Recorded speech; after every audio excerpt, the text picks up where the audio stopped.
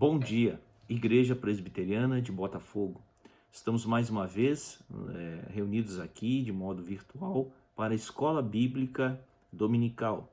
Mas você pode estar assistindo esse vídeo em qualquer dia aí da semana ou do mês. Que Deus abençoe a sua vida, seja você aluno, membro de nossa igreja, ou seja o nosso visitante virtual. Que Deus abençoe você, que Deus esteja com as suas mãos sobre a sua vida, sua família, e que possamos, neste pequeno vídeo, aprendermos um pouco sobre aquilo que Deus tem a nos instruir a nós, sua igreja.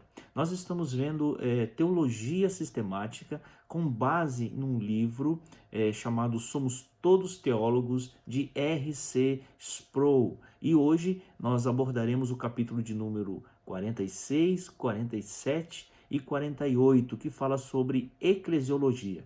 Convido você a uma pequena oração em nome de Jesus.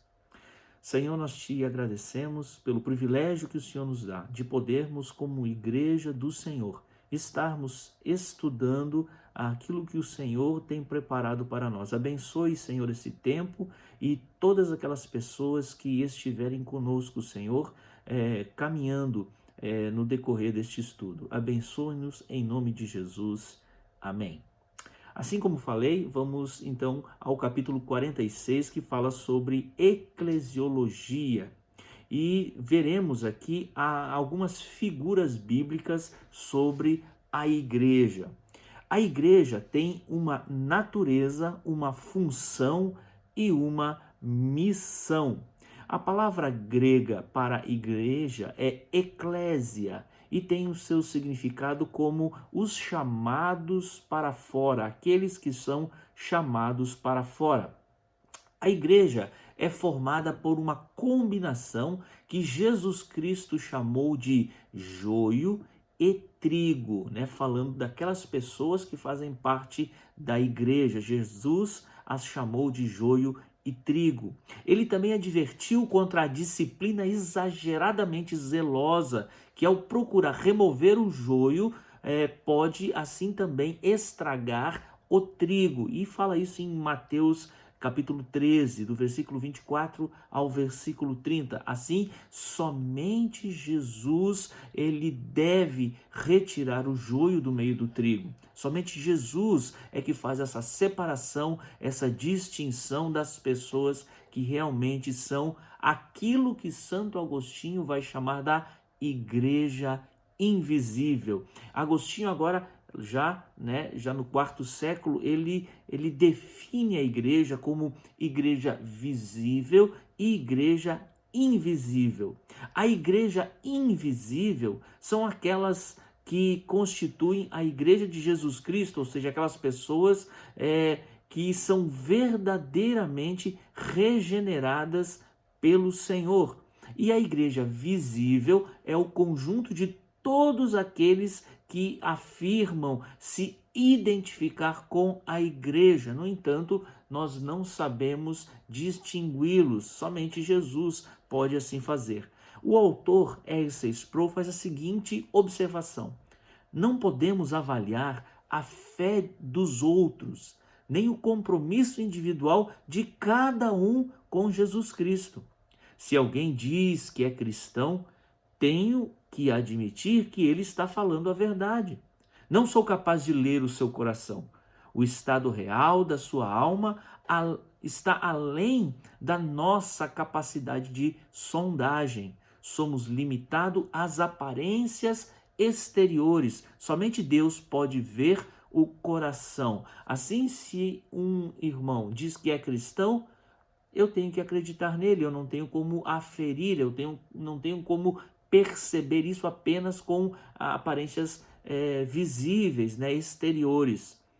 É bem possível que vários crentes verdadeiros estejam na igreja invisível, mas não sejam membros de uma igreja real, visível, física. E também é verdade que muitos podem estar na igreja física, mas não serem membros da igreja dos céus, E aqui existe um outro ponto.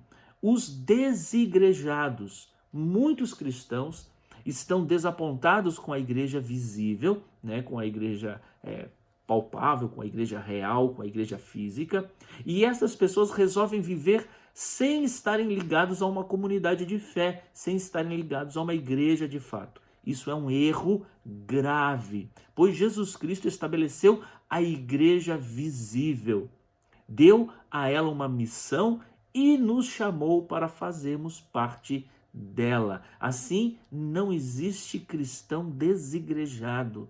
O cristão, ele precisa sim estar ligado a uma comunidade de fé.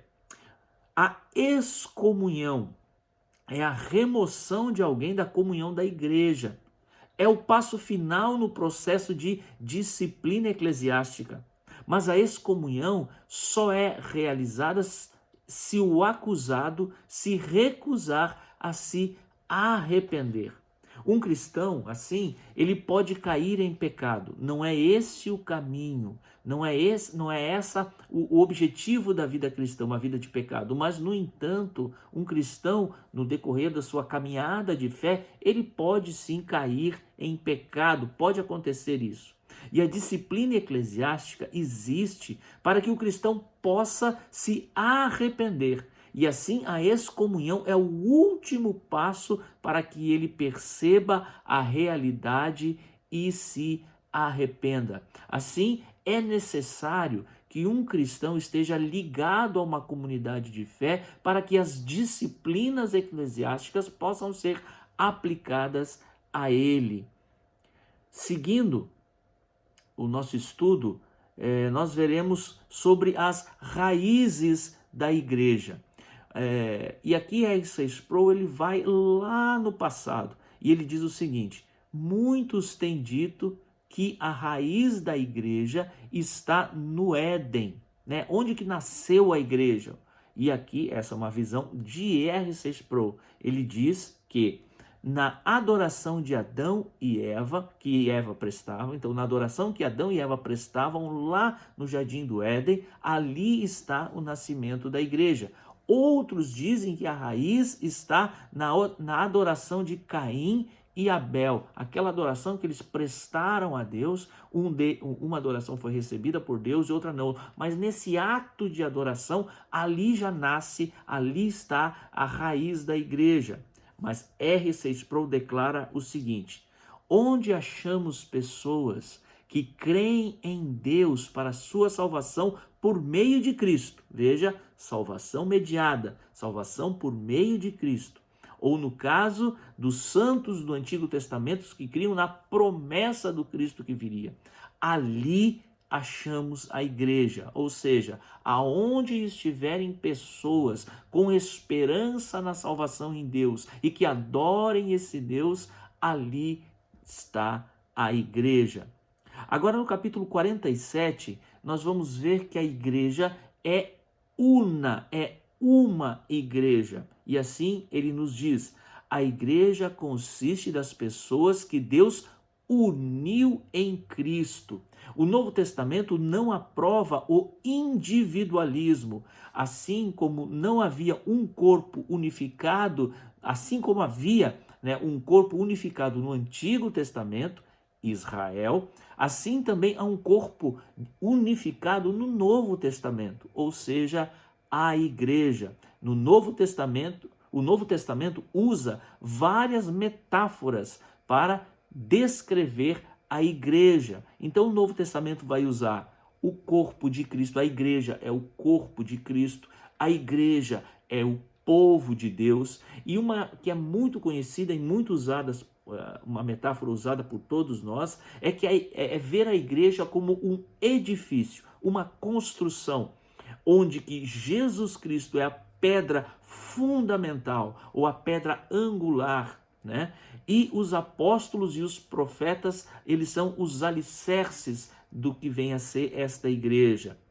O restante da igreja é constituída pelas pedras vivas, ou seja, Jesus é a pedra angular, os apóstolos e os profetas são a base dessa igreja, e eu e você, todos nós somos como pedras nesse edifício, pedras que unidas formamos assim a igreja, este corpo, esse edifício. A igreja também formulou maneiras de descrever a si mesma, ao longo, da história cristã. Estas descrições se acham principalmente no Credo de Nicéia, lá em 325 depois de Cristo. O credo define a igreja por meio de 4 características. Veja, lá em Nicéia, a própria igreja reunida, a igreja cristã conhecida daquela época, disse que a própria igreja ela tem 4 características. Ela é una, ela é santa, ela é católica e ela deve ser apostólica. Essas 4 coisas são as características da igreja verdadeira. Então veremos o que eles quiseram dizer, o que eles quiseram falar sobre essa una. O que é a igreja una? Diante de milhares de denominações cristãs, parece que a unidade da igreja não existe, mas unidade se acha na comunhão invisível que existe além das linhas denominacionais, a comunhão dos santos. Há uma comunhão indissolúvel, uma unidade espiritual entre todos os verdadeiros cristãos por virtude de sua união comum com Cristo. O que nos une é Cristo. Temos um único Senhor, uma única fé, um único batismo, assim nos fala em Efésios capítulo 4. Em geral, devemos procurar estar em união com tantos cristãos professos quanto for possível. Não devemos negociar os assuntos essenciais ao Evangelho, mas também não devemos viver em discordância por coisas ou questões pequenas. A igreja, ela é santa. O significado básico da palavra santo é separado ou consagrado, que está ligado diretamente ao significado da palavra eclésia, quer dizer, os chamados para fora, os separados, esses são santos. A igreja consiste de pessoas que foram chamadas para fora, estão separadas para uma tarefa santa, A igreja é santa por quê? Primeiro, porque tem uma vocação sagrada. Segundo, ela é santa por quê? Porque é formada de pessoas nas quais o Espírito Santo habita, A igreja, ela é a instituição do Espírito Santo. Em terceiro lugar, ela é santa, a igreja é santa porque tem a pregação da palavra, a celebração das ordenanças e a adoração a Deus em reuniões coletivas. Então, essas são 3 características que dão a santidade à igreja. São nessas coisas que os cristãos se unem em comunhão, visto que este é o principal domínio do Espírito Santo e o lugar em que os santos se reúnem. A igreja é santa. Agora, no capítulo 48, nós veremos as outras 2 características que nos faltam. Em Efésios, capítulo 2, versículo 9, diz o seguinte, o apóstolo Paulo escrevendo nos diz: assim, não sois mais estrangeiros, nem imigrantes, pelo contrário, sois concidadão dos santos e membros da família de Deus. A igreja é católica. E qual o significado desse católica?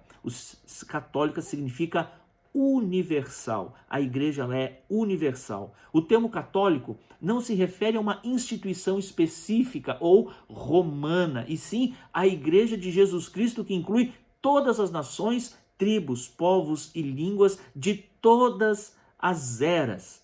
A igreja de Jesus Cristo se estende por todo o mundo, não tem fronteira. Nesse sentido, ela é católica. Agora, a igreja também, ela é apostólica. Aqui é a 4ª característica da igreja verdadeira. A igreja, ela é apostólica. Quando Cristo estabeleceu a comunidade da aliança no Novo Testamento, ele deu primeiramente o ofício aos apóstolos.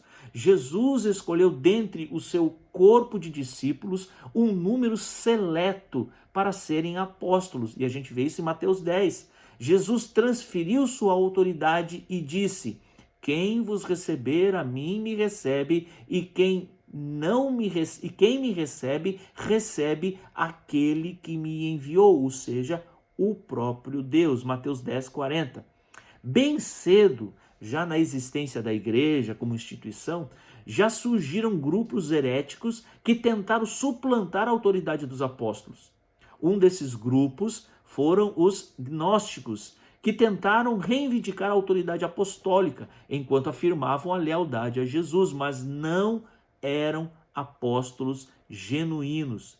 Agora, em nossos dias, muitos se consideram apóstolos, mas não são de fato, pois existe pelo menos duas condições básicas para que a pessoa possa ser um apóstolo. Isso a gente vê em Atos dos Apóstolos, capítulo 1, o versículo 21 e 22, quando ali foram os próprios apóstolos escolheram, né, a forma de outra pessoa se tornar apóstolo. Eles deram ali a regra básica para isso, né? E Jesus disse: toda autoridade me foi dada no céu e na terra, em Mateus 28, 18. O próprio Cristo foi quem transferiu sua autoridade aos apóstolos, e assim rejeitar os apóstolos é rejeitar aquele que os comissionou, ou seja, Jesus Cristo. Se você rejeita a autoridade apostólica, você está rejeitando o próprio Senhor Jesus, o próprio Cristo. Mas nós temos vivido, né, nos últimos anos, nos últimos 100, 200 anos da história da igreja, um ataque contra a autoridade apostólica. E pelo menos dois grupos em especial têm atacado a autoridade apostólica hoje em nossos dias. O primeiro é um grupo, são as feministas, que argumentam contra os ensinamentos de Paulo. Agora, aonde estão os ensinamentos de Paulo? Na Bíblia Sagrada. Então, quando você está lutando contra aquilo que Paulo ensinou, você está lutando contra os ensinamentos bíblicos, contra a própria autoridade bíblica. E o grupo feminista é um grupo que luta contra isso. Um outro grupo são os eruditos da alta crítica, que professam lealdade a Cristo, enquanto rejeitam a autoridade das escrituras sagradas, ou seja, críticos da própria palavra de Deus. Se dizem cristãos, mas na verdade são críticos das sagradas escrituras. E R.C. Sproul nos diz o seguinte: quando pessoas afirmam que a igreja tem autoridade, mas rejeitam a Bíblia, elas estão rejeitando a própria igreja, porque estão rejeitando um dos 4 atributos da igreja, ou seja, o seu caráter apostólico. Se atacamos a autoridade dos apóstolos, atacamos o próprio cerne e alma da igreja. Como disse o salmista: ora, destruindo os fundamentos, que poderá fazer o justo? Salmo 11, versículo 3. A teologia liberal, com sua rejeição categórica da inspiração da autoridade da Bíblia, tem causado um impacto na igreja visível, quase ao ponto de destruí-la. Em alguns países, as igrejas estão quase vazias, menos de 2% da população frequenta os cultos. Isso se deve amplamente ao abandono da autoridade apostólica em favor de um foco em interesses sociais, tornando a igreja indistinguível de qualquer outro número ou de qualquer outra instituição. A autoridade apostólica, que significa autoridade bíblica, é o fundamento da igreja. Assim, a igreja, ela é una, ela é santa, ela é católica e ela é apostólica. Essas 4 características são quatro marcas dessa igreja. Agora, as marcas de uma igreja verdadeira. Os reformadores também destacaram pelo menos 3 marcas desta igreja verdadeira, né? Onde eles falaram o seguinte: os reformadores disseram que, assim como uma determinada congregação é uma mistura de trigo e joio, assim também nenhuma denominação é infalível. Nenhuma denominação é infalível. Cada uma delas contém algum grau de erro ou corrupção, porque onde há homem há pecado e onde há pecado há corrupção.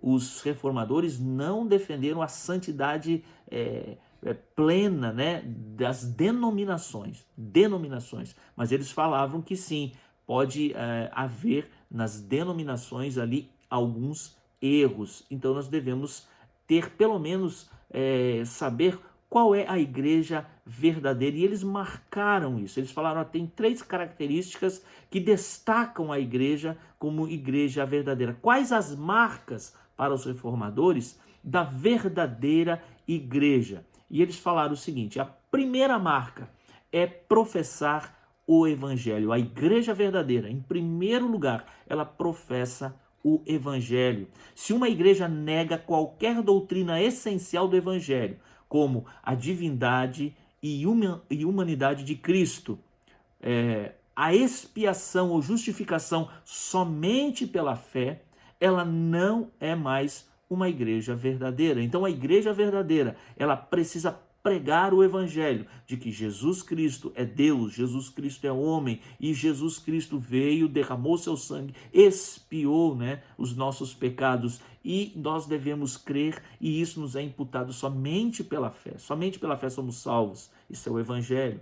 Uma segunda marca da igreja verdadeira, conforme os reformadores, é professar os sacramentos. A igreja verdadeira professa, crê, prega os sacramentos. O batismo e a ceia do Senhor são ministrados corretamente. Essas ordenanças foram designadas por Cristo para a edificação do povo de Deus, e por isso a igreja tem o dever de manter a observação apropriada dessas ordenanças, desses sacramentos que foram determinados por Jesus. A terceira marca para os reformadores de uma igreja verdadeira é a disciplina, o que exige, de alguma forma, algum tipo de governo para esta igreja visível, para que ela possa realmente exercer a disciplina. Uma igreja tem a responsabilidade de nutrir espiritualmente os seus membros, cuidando para que cada pessoa cresça na fé e se torne cada vez mais santificada. A disciplina é necessária para impedir que a igreja seja contaminada com impurezas e com corrupção. Assim, o evangelho, pregar o evangelho, administrar corretamente os sacramentos e ter disciplina são marcas essenciais de uma igreja verdadeira para os reformadores. Que Deus abençoe sua vida, que Deus abençoe sua família e que você possa continuar conosco nos estudos bíblicos de nossa Escola Bíblica Dominical. Deus te abençoe em nome de Jesus.